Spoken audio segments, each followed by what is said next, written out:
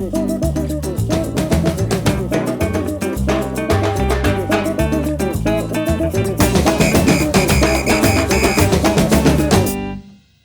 encore une fois, on a mis des années à prendre conscience que le tabac avait un impact négatif sur cette grossesse, pas simplement sur la femme, mais particulièrement sur cet enfant. Et là, pour le coup, c'est très important de mettre de côté les idées reçues sur la cigarette. Oui, la cigarette a énormément de composants nocifs pour la santé, mais en l'occurrence, dans le cadre, de la grossesse, le produit qui pose souci, c'est le monoxyde de carbone. La nicotine peut avoir un impact, mais c'est un impact qui est en définitive très léger, qui ne va pas poser de complications pour la grossesse. Nous, vraiment, l'enjeu, c'est de réduire ce monoxyde de carbone. Et donc, pourquoi en particulier? Parce que pour ce bébé, on va avoir des plus petits poids de naissance. Il a été décrit quelques malformations, des bébés qui vont présenter des anomalies du rythme cardiaque, essentiellement au moment de l'accouchement. Et pour cette femme en particulier, eh bien, on va avoir davantage de fausses couches, davantage d'accouchements prématurés. Voilà, donc beaucoup en fait de complications qui sont méconnues ou un petit peu banalisées.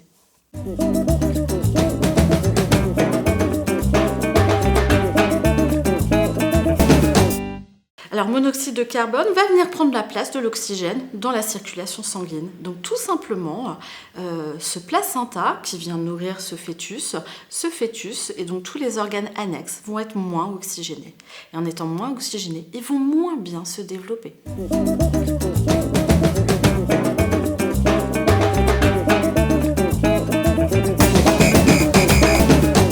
Dans les traitements d'arrêt, en fait, je vais faire un petit distinguo par rapport à la population générale.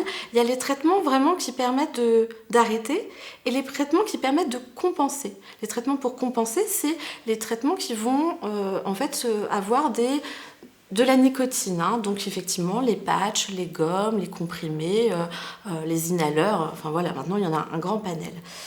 Ces traitements-là, il n'y a aucun souci pour les prescrire durant la grossesse. Alors oui, je sais, maintenant sur les boîtes, il y a un petit logo comme quoi, attention danger. On va retrouver ce petit logo sur le Spasfon, parce que c'est un comprimé que les femmes enceintes connaissent bien, même sur la Ventoline. C'est simplement pour dire que c'est mieux de se le faire prescrire et c'est mieux d'être accompagné. Mais ça n'est absolument pas interdit ni contre-indiqué.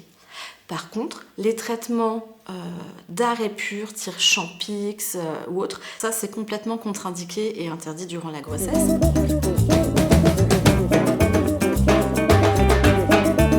Eh bien, c'est toujours le bon moment pour arrêter. Voilà, même si ça devait être 5 minutes avant d'accoucher, c'est toujours le bon moment. Vraiment, dans la mesure où, en définitive, nous, on va voir les effets sur le fœtus en particulier dans les 12 à 24 heures. C'est assez bluffant, notamment sur son rythme cardiaque. C'est quasiment immédiat. Donc, et même, juste avant l'accouchement, ne pas fumer sa cigarette avant de rentrer en salle de naissance, on va voir immédiatement les effets pour ce bébé.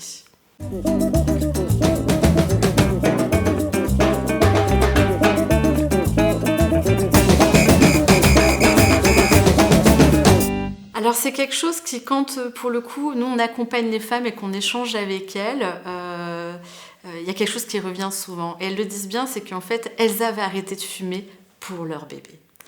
Et pour leur grossesse, pour s'assurer qu'ils sont en bonne santé. Et puis une fois qu'il est né, et puis qu'elles se rendent compte au bout d'un mois ou deux qu'il va bien, et c'est super, il n'a pas de complications, tout va bien, et bien cette motivation forte qui était la grossesse et leur bébé, et bien vient se réduire. Et c'est tout le travail pour nous, en fait, les professionnels de santé formés sur ce sujet-là, de les accompagner vers trouver une nouvelle motivation qui ne va pas dépendre de leur enfant, mais qui leur sera propre.